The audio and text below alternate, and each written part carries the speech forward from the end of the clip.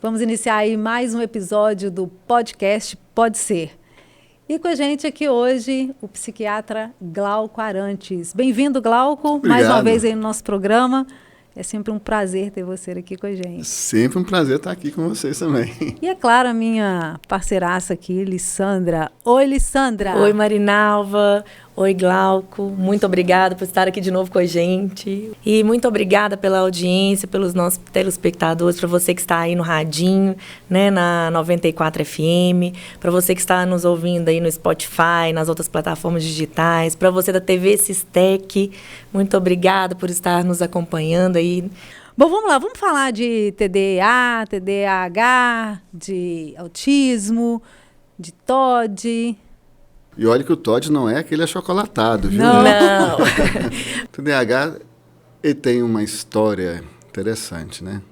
Antigamente era chamado de disfunção cerebral mínima. Tinha esse nome. Olha bem. Então, era considerado como se fosse um estágio antes da deficiência intelectual. E aí eu estou lá em 1890 alguma coisa, né? Na França, que é onde começou isso. Aí a coisa foi evoluindo, até chegar no conceito de hoje, que é o transtorno de déficit de atenção e hiperatividade. Você vê que o nome já é comprido, né? É porque engloba várias coisas, mas o paciente pode ter um déficit de atenção que pode ser grande, pode ser mais ou menos, pode ser leve, mas vai ter um déficit de atenção. E pode ter uma hiperatividade, que é aquela coisa de não conseguir ficar quieto. Também pode ser leve, pode ser moderado, pode ser grave. Mas apesar do nome ser comprido, ele não dá todas as dimensões do TDAH. Porque ainda falta uma coisa, a impulsividade e a disfunção executiva, né? Que é aquela coisa de eu vou fazer, vou planejar e vou executar mesmo, não vou procrastinar, né? Então, com essa evolução do diagnóstico, a gente descobriu que a coisa é mais comum do que a gente imaginava. E aí, assim, né, eu estou usando termos não científicos, né? Só para brincar com a coisa. Virou uma epidemia de TDAH. E às vezes, só te cortando, mas muitas das ações que a gente tinha no passado, às vezes a gente era subdiagnosticado, né? Às vezes, antigamente, era um menino levado, um menino desatento, mas que era lerdo, acelerado, né? Um menino lerdo, e que ficou por isso mesmo. Não tinha esse rótulo, esse diagnóstico. Glauco, não diminuindo a ciência, a pesquisa, o diagnóstico, o tratamento hoje, que eu acho que isso é muito importante, né? É um avanço, sim. Mas isso, né, que a Alessandra está colocando, antes era menino levado, era isso, e hoje é rótulo. Até que ponto, né, que você vê isso hoje como, de alguma forma, até prejudicial, né? Rotular tudo. Porque se a gente for pensar também, assim, o que eu quero aqui é trazer uma reflexão e queria te ouvir. Porque se a gente for pensar também, todos nós, né, todas as crianças, elas têm algum comportamento. Porque chega um ponto, assim, de que é como se a criança não pudesse ser criança mais, né? Se tiver uma criança que ela começar a mexer em tudo, a gente já começa a pensar, né, em hiperatividade, em algum transtorno, enquanto, na verdade, ela é só criança, né? Ela é curiosa. E nem todas as crianças são iguais, têm comportamentos iguais. O meio ambiente ali também vai influenciar muito. Então, como é que você vê isso? É por isso que a criança deve sempre ser bem avaliada, né? Se tiver como ser avaliada por equipe, melhor. Para justamente separar o joio do trigo, né? Em medicina, em qualquer área dela, mas na psiquiatria bem mais, eu acredito bem mais que as outras, fica aquela interrogação: qual que é o limite entre o normal e o patológico? Então, não existe uma linha que divide, tem uma fumaça que divide. É como um degradê, né, de cores, que de repente do vermelho passa para roxo e você não percebeu como. Então, precisa ter olhar bem acurado, experiência, para poder fazer o diagnóstico, separar o joio do trigo. Mas, de qualquer forma, na dúvida, olha, porque é melhor a gente olhar e não ser do que deixar de olhar e ser, né? Uma pessoa com TDAH, ela tem um rendimento escolar, às vezes, prejudicado. E aí, ele percebe que os colegas conseguem ter um rendimento melhor que o dele estudando a mesma coisa que ele estudou. Ou, às vezes, estudando até menos, e os colegas conseguem um rendimento melhor. Aí, começa a dar aquela sensação no paciente que sou burro. E aí a autoestima estudantil, a autoestima acadêmica dele vai ficando para baixo. E a partir daí ele começa a fazer escolhas a partir do que ele acha que dá conta. Então, é isso que eu falo, na dúvida, avalia. Né? E pessoal, não é. Que bom então, né? Beleza. Vamos tratar, né? Então tem isso. E assim, no sentido que você falou, vou dar um caso hipotético, eu estou inventando ele. Tá.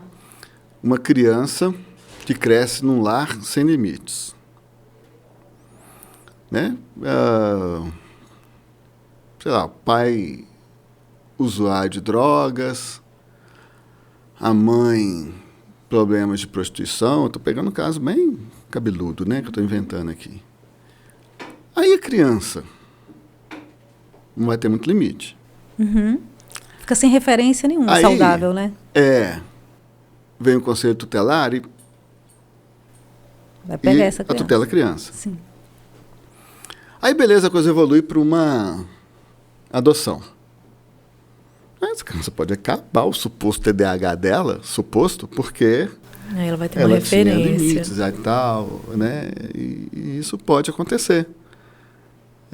Dessa criança, quando é chegada num lar novo, nossa, tem TDAH, não é possível. Tem tudo. Mas aí o tempo vai passando, amanhã eu levo no médico, a criança vai melhorando, amanhã eu levo, melhorou, não vou levar nada. De repente a criança está ótima. Isso pode acontecer. Eu estou inventando esse caso, mas sim. Aí é bem real. A gente volta. Eu já ia te falar. Aí assim, a gente volta. Pode não ter um personagem aí, um nome, mas que isso é a realidade, né? E aí a gente volta, então, naquela questão da reflexão que você disse. Por exemplo, será que realmente tinha esse diagnóstico? Porque o meio ali foi o que influenciou essa criança e tornou daquele jeito. O que a gente percebe, assim? Você falou isso, assim, esse exemplo é muito interessante, Cláudio, porque a gente percebe. Eu, por exemplo, trabalho com crianças, trabalho com adultos. E é muito comum, assim, a gente estar tratando o casal, que traz, inclusive, um problema familiar com crianças com comportamentos mesmo disfuncionais. E à medida que o casal ali, que a mãe ou o pai vai ajustando, vai, né, se equilibrando, né, com o casal ali numa relação mais funcional, mais saudável, é muito natural que a criança volte também para o lugar dela e esses sintomas diminuem. Porque na filosofia sistêmica, Glauco, a gente olha assim, bem leigamente aqui explicando, né? A criança, o momento, né, da criança ali é de brincar, estudar, né, se ela estiver num período escolar. Então, é o momento dela dedicar a vida dela. Só que como a gente vive num sistema, esse sistema, assim, a criança ela entra naquele lugar. É como se ela quisesse resolver o problema para o papai e para a mamãe. Então, ela tira a atenção da vida dela para ter atenção. Como é que eu faço para juntar esses pais? Claro que num nível inconsciente, né? Como é que eu faço para juntar esses pais? Às vezes essa criança vai ter pena da mãe porque ela vive numa violência doméstica, ela tem um abuso, ou então porque o pai bebe, ou então porque a mãe reclama muito. Essas coisas que a gente vê que é comum. Então, essa criança, ela tem uma atenção totalmente para esses pais. Quando os pais começam a cuidar da própria vida e a resolver suas questões, é como se liberasse a criança. E a criança, ela vai se ajustando ali também e fica livre desse TDAH, desse, bem entre aspas aí. Se tem uma coisa que a gente pode fazer prevenção em psiquiatria, é cuidar da infância. Uma infância mal cuidada, e óbvio que normalmente a infância não é mal cuidada por querer, é mal cuidada sem querer. Mas é mal cuidada. Sim. Então, cuidar da criança é uma das poucas coisas que a psiquiatria consegue fazer de prevenção. Ou não. né? Uai! O Glauco, e a gente observa que, assim, eu estava lendo uns artigos aqui recentemente, que a cada 4 anos a gente tem quase que dobrado o número, né, assim, desses diagnósticos. E muito relacionado ao aumento de telas que as crianças estão sendo expostas hoje em dia. Então, não só essa questão da desatenção, porque a tela é tudo muito rápido, muito dinâmico, então limita a criança em relação à questão do pensar, a questão do raciocínio lógico. Você foi naquela questão, por exemplo, de repente, da dificuldade em relação a uma provinha na escola. Às vezes a criança não sabe uma continha básica. Aí a professora às vezes fala assim, mas a criança é burro. Então o coleguinha fala assim, é burro, você não sabe que 2 mais 2 são 4. E aí a criança, por si só, começa a se diminuir, fala assim, será que realmente sou burro? Mas muito relacionado a essas questões do excesso de telas, o excesso de... O que você me fala disso? Tem um neurocientista francês, chama Michel Desmouget. Ele publicou um livro que chama La Fabrique du Crétin Digital, que é a fábrica de cretinos digitais, né? Então, ele é um neurocientista, ele se formou na França, pós-graduou e fez doutorado e pós-doc nos Estados Unidos. Hoje ele trabalha na França, no principal centro de pesquisa da França, esqueci o nome, pesquisa neurocientífica, né? E ele constatou que desde a década de 1920, finalzinho da década de 1920, que começou a fazer teste QI. Então, ele fez uma pesquisa complexa, né? Bem feita, e ele concluiu que, pela primeira vez na história, os filhos estão com o QI abaixo do QI dos pais. Então, assim, essa geração dos nativos digitais, as pessoas que já nasceram com o celular na mão, né, vamos dizer assim. Paradoxalmente, hoje em dia, as pessoas normalmente leem mais palavras do que se lia há muito tempo atrás. Mas, mesmo assim, o QI está diminuindo, porque a profundidade do texto que essas palavras formam é a profundidade de um pires, é muito rasa. Muito raso, entendeu? Então, se perde muito tempo em jogos olhando coisas que profundidade nenhuma, que não estimula, né? E aí o QI vai diminuindo, vai caindo. Só uma ressalva interessante, que um dos países em que não caiu é a China. Porque lá o controle é rigoroso. O controle é estatal. Então, bom, aí, né, já para que os filhos não sejam os nossos cretinos digitais, a gente vai ter que ter controle de estatal. Limitar isso aí, né? Eu esqueci o nome do presidente da China, mas nós vamos ter que agir igual a ele. E já tem a Family Link da Google para gerenciar isso, sabe? Então, já aproveitando o seu gancho, e vai a dica para os pais. Cara, não tem como a gente tirar o celular da mão dos meninos. Vai ter como a gente limitar. Controlar. Né? E vigiar. E, de repente, postergar um pouquinho também o início disso, né, gente? Hoje em dia o menino nasce e já dá o tablet pro menino com a galinha porque pintadinha. Ele fica quieto. Pro Michel Desmouget, ele acha atrapalhar. que a partir dos 7 anos. Antes dos 7 anos, não. Né? Mas, assim, vamos contextualizar nós aqui em Caratinga, né? Porque ele está lá na França, é outro papo. Antes dos 2, 3 anos, né? Completamente, deveria ser proibido. Não, aí é consenso mundial. Proibido. Antes dos 2 anos, porque vai atrasar muito a cognição zero da tela. criança. Não Zero é por tela. causa, nem precisa ser galinha pintada, é qualquer coisa. tela. Porque o tempo que a criança fica parada ali, né, Glauco? Ela deixa de muito desenvolver uma série de habilidades, né, de neurológicas mesmo. Então, o macete Desenvolvimento limita. neurológico. Olha o jogo primeiro. Primeiro você joga, para depois ver se vai deixar a criança jogar. Conheça. Gente, dá trabalho, mas criar filho dá trabalho. É isso mesmo. Mas colher depois, o adulto legal que ele ficou, é o nosso prêmio, porque esse é trabalho nosso. Então, eu fico vendo a galera da nossa geração, nossa, geração de baixo, né? Nossa, que nojo, que pessoal ruim de serviço. Só que esquece que quem criou essa geração foi a gente. Sim. O incompetente somos nós, são eles não. Né? Então, vai lá aquele conselho. Vai dar trabalho, mas gerencia, limita. A frase que eu falava para meus filhos, né? Mas todo mundo faz isso. Beleza, mas não é todo mundo que passa no vestibular. Então, todo mundo dá o celular. Beleza, mas não é todo mundo que tem sucesso na vida. Sim. Né? Então, isso mesmo. Cuide bem dos seus filhos, né? E essa limitação é uma coisa muito séria. E até que ponto que vocês falaram aqui, e aí você que é advogado, você pode me responder.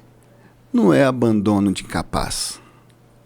Você jogar o celular na mão e fala, olha, toma, não enche o saco, fica quieto. Mamãe tá cansada, teve um dia exaustivo. E toma celular. E profundo toma celular. Isso, hein? E toma celular. Abandono, isso é pra pensar. Viu? Até que ponto? Será que é só isso? Pode ser um tipo de abandono de incapaz, mas eu já dei uma lida. Está sendo considerada pelo legislador brasileiro como abandono de incapaz. E, de fato, aí voltando lá ao início que você falou, pode falsear diagnóstico. Pode falsear diagnóstico, sim. Então, tem que ficar bem atento a isso, sim. Gente, essa questão muito séria. E como está bem relevante, a gente tem que prestar mais atenção nisso, né, Glauco? Vamos lá, Glauco. A gente estava falando antes das telas e você percebe também que esse uso excessivo, né, das telas hoje virou um referencial também, principalmente eu estou falando aqui dos adolescentes, de exemplos, né, a serem seguidos ali de padrões estéticos, padrões de beleza, né, porque são pequenos vídeos ali indicativos. E isso também eu vejo que tem trazido, né, por trás disso tudo, é um pulinho ali para a ansiedade, né, para, sei lá, um problema hoje para os adolescentes, né, porque ficam muito fissurados, muito fixados naquilo, como se a vida fosse aquilo. Eu esqueci o nome que se dá, né, as minisséries também, né? coreanas, né,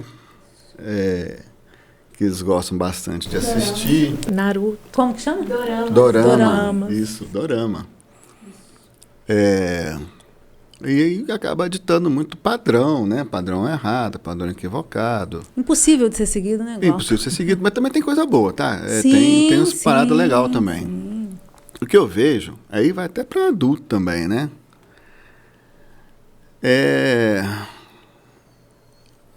O mundo da rede social, ele é mentiroso, né? Ninguém vai postar, tô ferrado. Né? Um outro até posta, mas é raro, né? Sim. E aí tu fica vendo aquele mundo perfeito que está longe de ser o nosso. Sim. E aí isso pode amplificar a sensação de solidão, amplificar a sensação de tristeza, baixa de autoestima, os padrões, né? Então, aquela mulher com um corpo maravilhoso posta um monte de foto na praia, de biquíni, fazendo pose, sensualizando e tal. E se a pessoa não está dentro daquele padrão, ela já se inibe, ela já não posta, né? Ainda tem o outro lado da moeda, que é o like, né? Se eu não tive 2.000 likes, então eu não sou popular, né? Então ninguém gosta de mim, ninguém me ama. Tem paciente que ele fica monitorando os likes dele. Fulano não me deu like. E eu dei like no dela. É mesmo? Eu dei like no dela, ela não deu no meu. E fica brava. Né? Então, assim...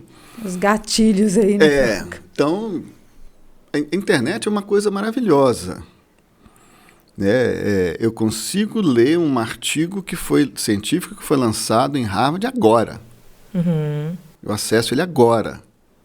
Mas também, se mal usado, como tudo na vida, pode trazer grandes prejuízos. Então, assim, às vezes quem ouve a gente falar, acha que a gente é contra a internet, muito antes pelo contrário, né? Eu ando de carro para viajar com a internet, ligado o tempo inteiro, para saber se tem buraco, se tem radar, né? Para me alertar, né? Então, até isso, o Waze ajuda bem a gente a andar de carro e tal. Mas ela mal usada, ela é em excesso, né? A leitura do papel do mesmo texto, a do papel é mais edificante. O tempo gasto sentindo o cheiro do amigo, sentindo... Tendo contato, né? A pele e tal. É óbvio que é muito melhor do que o contato online, né? Que não tem essas qualidades. Então, a gente vê, a troca do mundo real pelo mundo virtual é preocupante. Ainda tem inteligência artificial chegando aí. Nossa, que não estou dando conta de lidar com tudo isso. É muito avanço não e consigo muito pouco acompanhar, tempo, né? É muita informação. Não, e a inteligência artificial, se for olhar bem, nem é tão inteligente assim. Porque ela não é capaz de surpreender. Sabe, quando você lê um texto, você fala assim, né? Puxa vida.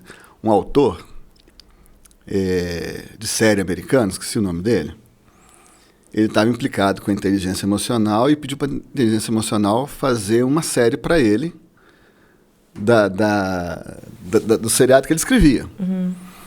Quando ele pegou, ele falou, nossa, tá muito bom. Muito bom. Essa foi a primeira impressão dele. Depois que continuou lendo, ele falou, peraí, mas aqui ele só compilou o que eu já fiz. Ele só resumiu todos os melhores episódios meus, que tinha de bom em cada melhor episódio, e botou aqui. Ele não é capaz de surpreender, de causar sensação de maravilhamento, de espantamento, de... Sabe, aquela coisa de... É porque ele não cria, né? Então, assim, por enquanto, só o humano. E aí, então, pegando o gancho aí dessa questão do enfoque aí das telas, você chegou a acompanhar a publicidade do filme da Barbie? A publicidade, sim, mas o filme não. Como está em alta e todo mundo só se fala nisso, há como se diz, um delongue grande em cima do que realmente foi a intenção do filme da Barbie. E justamente foi para mostrar isso aí.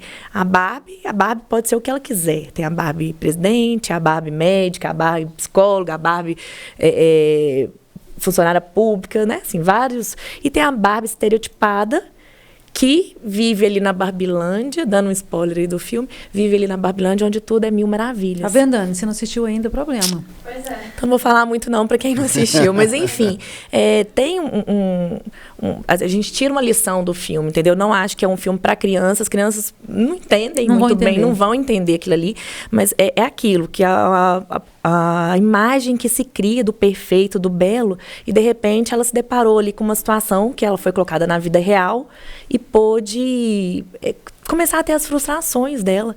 Ela, de repente, teve celulite, ela, de repente, começou a engordar, ela, de repente, começou a entrar em depressão, ela ficou triste, coisa que na vida dela, na Barbilândia, ela nunca acontecia. Então, isso é realmente para a gente começar a pensar nisso, né? Nessas... E eu fazer espero reflexões muito disso. que a Barbie, no final das contas, né, ela não vai contar, porque senão é spoiler, tenha se dado muito bem. Porque uma outra coisa que fica subliminar pra gente são as emoções ruins. Cara, as emoções ruins são mega importantes. Né? A frustração da celulite é mega importante. A tristeza é mega importante. O nojo, a raiva. Até a raiva, cara, são importante. importantes. A gente não pode extrapolar, mas as emoções negativas, né? Elas são características que a gente adquiriu no processo evolutivo. E sem elas, a gente não chegaria lá. Vou dar um exemplo. Significa que a gente é humano, né, Glauco? Não, olha só que interessante. Um bebê chorou, estridente, lá na rodoviária, e você está na rodoviária. O choro estridente do bebê te faz atentar, alertar e procurar de onde que vem o choro. Imagina se a gente não tivesse essa... E é uma sensação ruim, não é uma sensação boa. Né? Esse levantar e alertar e procurar é uma característica evolutiva de proteção do filhote. Se a gente não tivesse, o bebê que nasce totalmente dependente... E indefeso, a gente não ia defender. Então ia morrer muito mais filhote, muito mais bebê do que morre. Então, esse sentimento ruim é instintivo. Vai brigar com seu filho e ele te enfrenta. o que você vai fazer? Vai zangar mais ainda, vai brigar mais ainda. Se o seu filho demonstra tristeza, você para. A hora que a tristeza serve para sinalizar para a gente, serve para sinalizar para o outro. Para. Chegou lá. Entendeu? Então, assim, e no mundo ideal, aí voltando para aquele mundo da mídia, né, e tal, que é muito voltado para a venda, tudo é perfeito, né? Mas só que, de verdade, para ser perfeito, a gente precisa das emoções negativas também. Elas são muito importantes. Elas que vão sinalizar um caminho, né, Glauco? Vamos voltar para o TDAH, então. Vamos. Uma avaliação do TDAH. TDAH, né? Como que ela é feita, né? Assim, o que a gente precisa prestar atenção que realmente, assim, né, pode ser uma fumaça, né? Pode ser um caminho aí, se preocupar com esse transtorno. Na fase de criança, o rendimento escolar. Né? Rendimento escolar ruim já é uma fumaça, né? Fumaça. Não quer dizer que tem fogo ali, não. Mas é uma fumaça. O procrastinar demais. Procrastinar todo mundo dá, né? Mas aquele cara que está sempre nos 45 do segundo tempo, sempre deixando para depois e tal, está sinalizando uma disfunção executiva. A inquietude, não conseguir parar quieto. Não conseguir assistir um filme, por exemplo. Mexer as perninhas o tempo inteiro. Mexe as perninhas. Pode ser ansiedade também. Mas mexe as perninhas. O problema de comportamento na escola pode denotar impulsividade, né? Que a impulsividade está colada com a hiperatividade. Vai no supermercado e compra 3 coisas para mim e volta com uma só. E isso é recorrente, viu, né? Não é uma coisa única, aconteceu umas 2 vezes. Isso pode ser cansaço também, pode ser um monte de coisa. Mas se é recorrente, você olha para trás, essa coisa está sempre presente, aí é uma fumacinha maior também, né? E o interessante é o seguinte, que o nome do diagnóstico é TDAH, transtorno de déficit de atenção e hiperatividade. Só que, às vezes,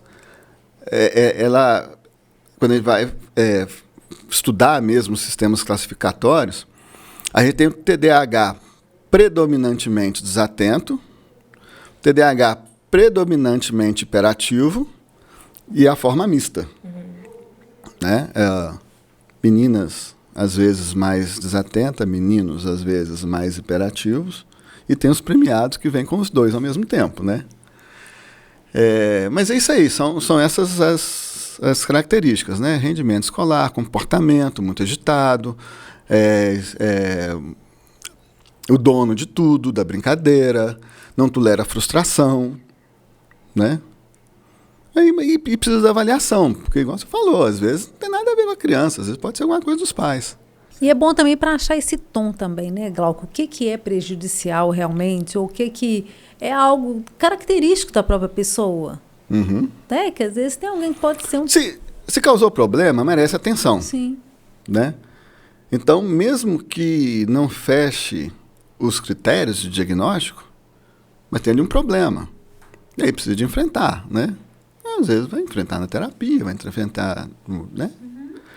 Mas tem problema, precisa de um enfrentamento.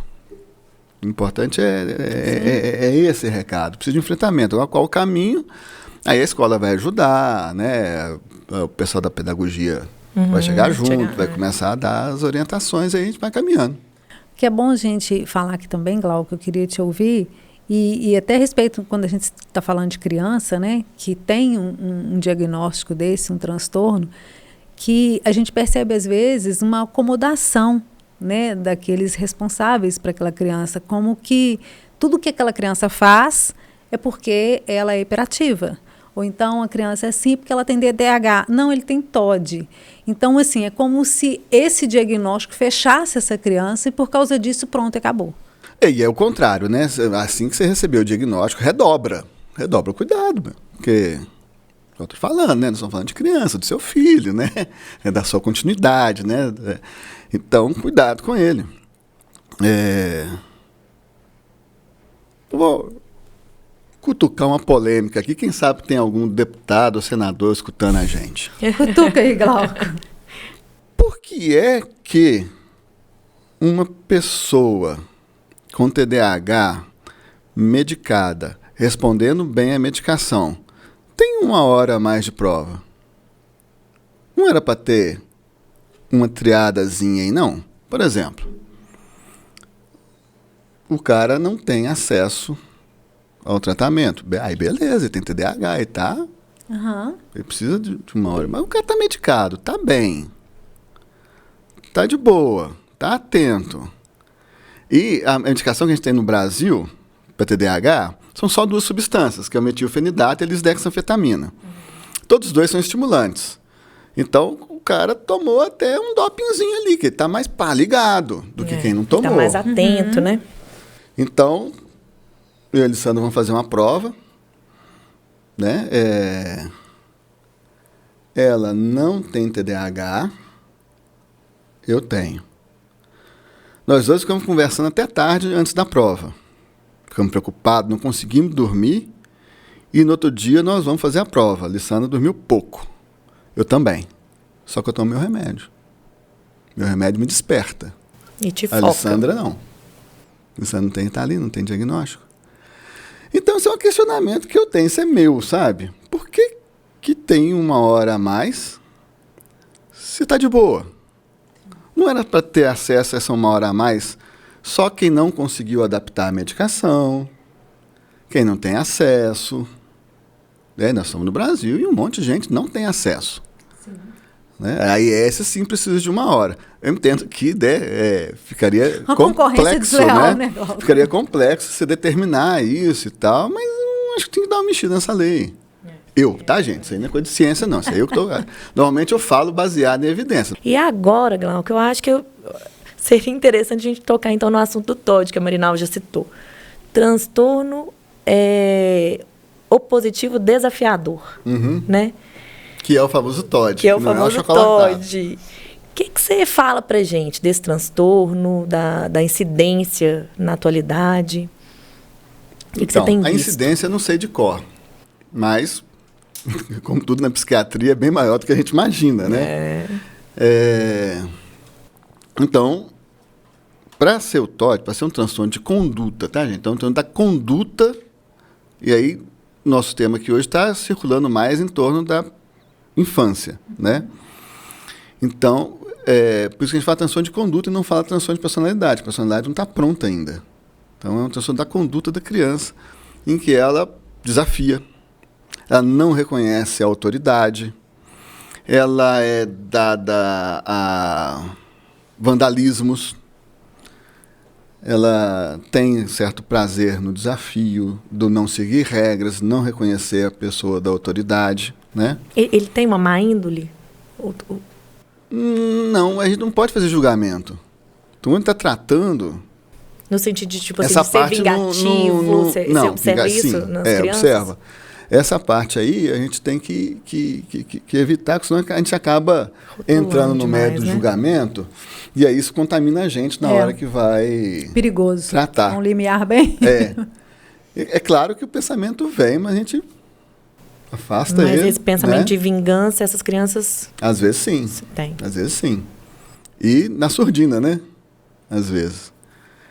E é muito desafiador isso, né? A gente tem que tentar botar a criança no caminho de novo.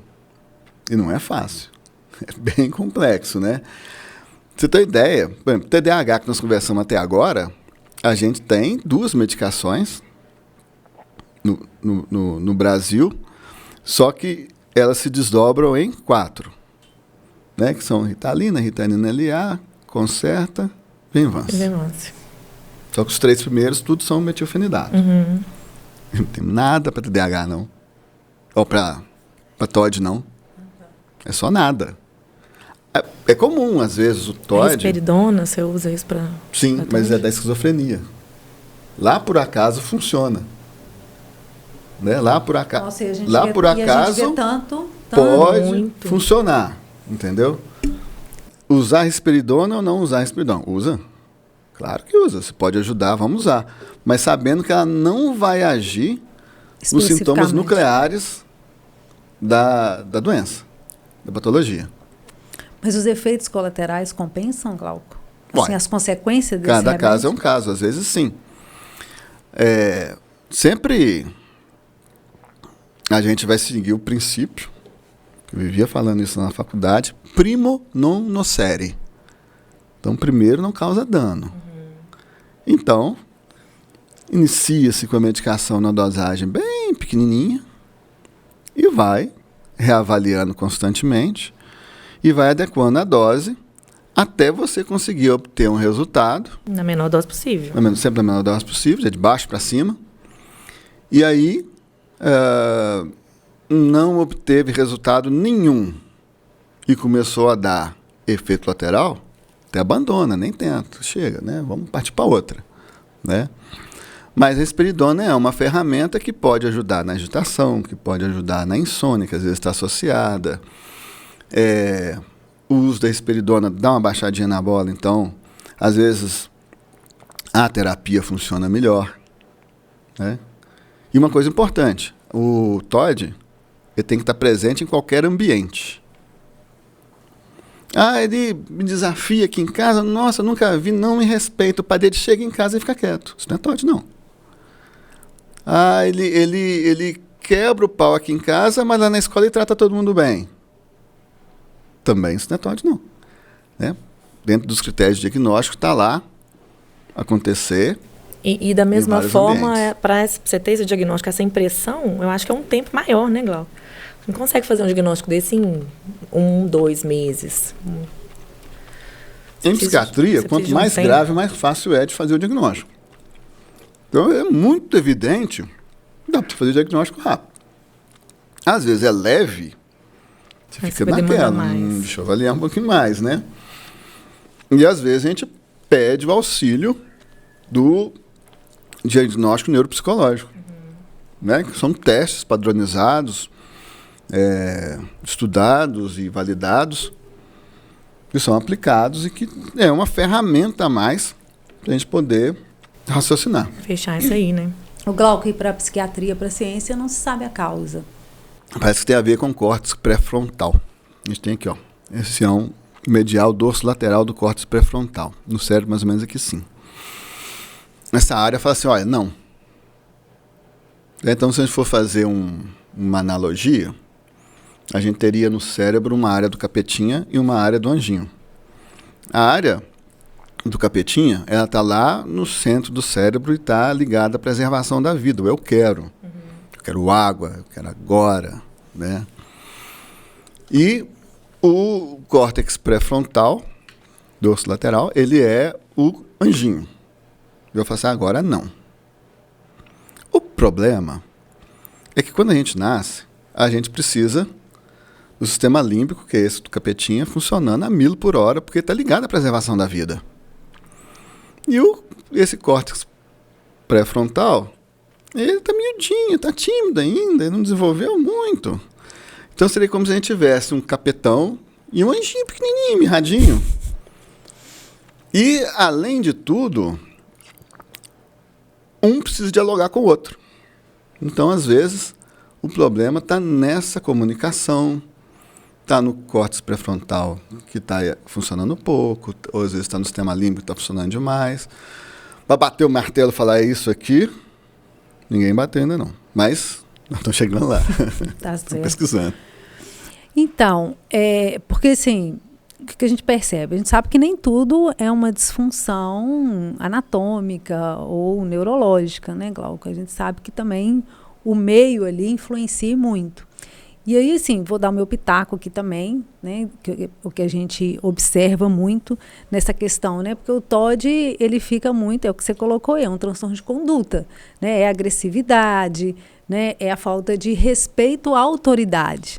Então, o que a gente percebe que é uma falta de limite, né? É uma falta de valorização às pessoas, né, as figuras de autoridade familiar mesmo, né? Às vezes a gente percebe assim, mesmo em famílias que tem o pai, que tem a mãe presentes ali, a gente fala que é quase uma presença assim, de corpo, né? Mas de alma não estão presentes naquela família.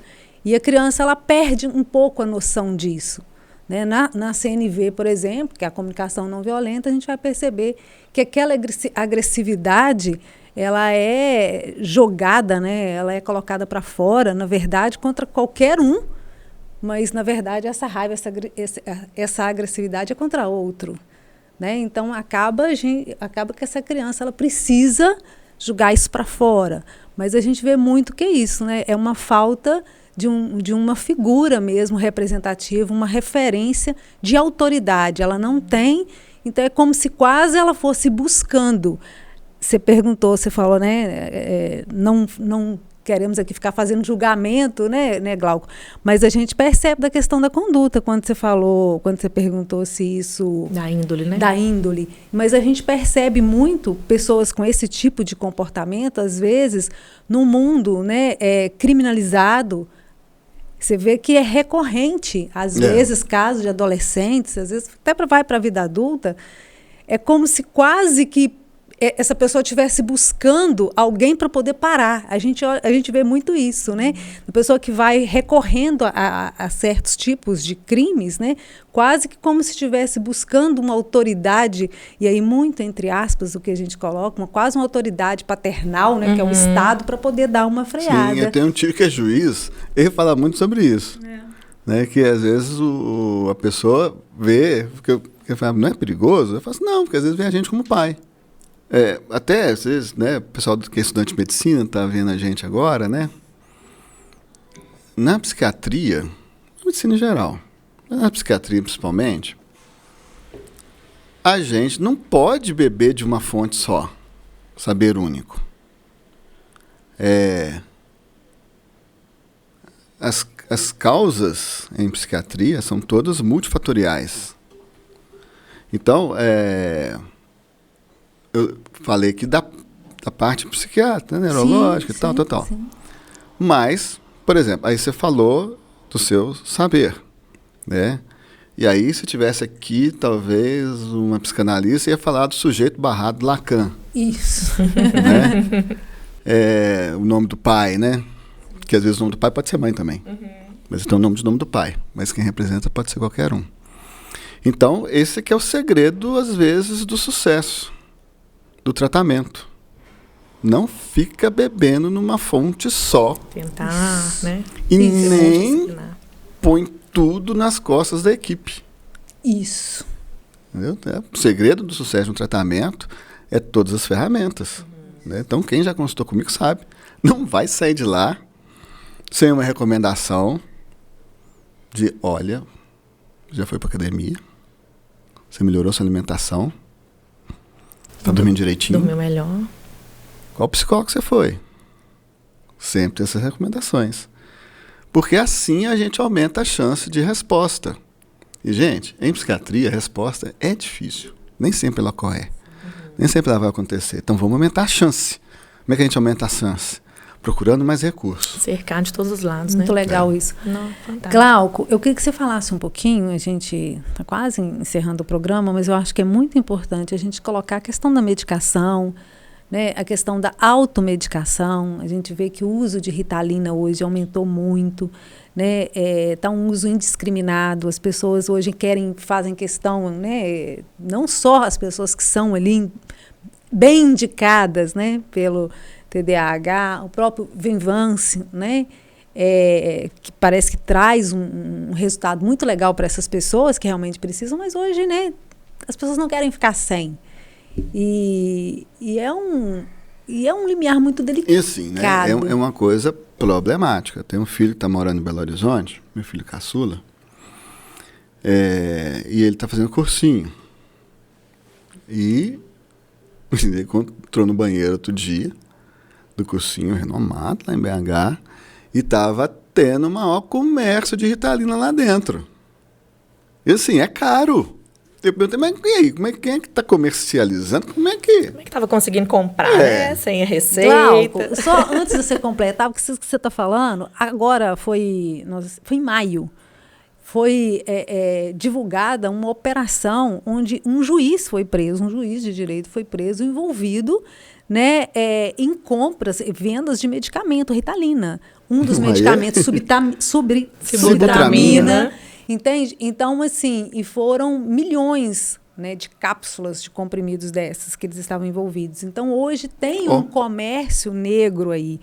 Essa operação, não sei se chama Sem Receita. Sei que eles dão um nome, né? A polícia dá sempre um nome às investigações. Porque são todas substâncias que necessitam de receita controlada, né? E, assim, virou um comércio esse negócio. Entende? Nossa, eu nem sabia que tinha gente graúda mexendo com isso. Sim, e é um processo que, inclusive, envolveu pessoas da nossa região aqui, sabe?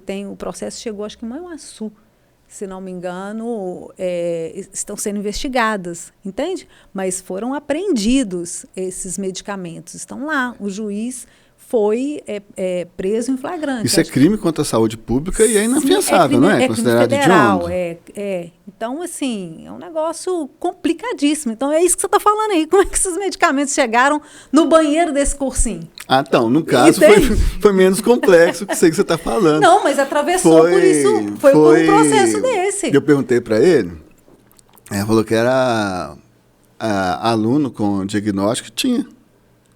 Aí tava vendendo. Vai economizando, vai vendendo. Vai vendendo. Nossa. Entendeu? Mas está muito complicado, assim, é muito complicado. É uma máfia mesmo essa questão da medicação. E aquela questão da automedicação que você falou, foi bom para você comentou comigo, aí eu vou ali, dou meu pulo e tento conseguir. Não, foi bom para Marinalva, vai ser bom para mim também. Isso é muito sério. Então, nós estamos aqui em agosto de 23, né? Hoje eu atendi uma paciente que ela perguntou o que eu achava de tomar aquela medicação de injetar na barriga para perder peso. Eu falei, não sei. Mas por quê? Não, porque tá todo mundo filha da minha patroa me deu. Olha, é legal, ela é médica? Não. Eu acho que eu devia ir no endocrinologista hoje. Gente, as pessoas não querem fazer o que é preciso para ter um resultado, né? As pessoas vão para uma via mais fácil que, entre aspas, vão ter consequências e que nem são tão fáceis assim, né, Glauco? E assim, dá para usar? Dá.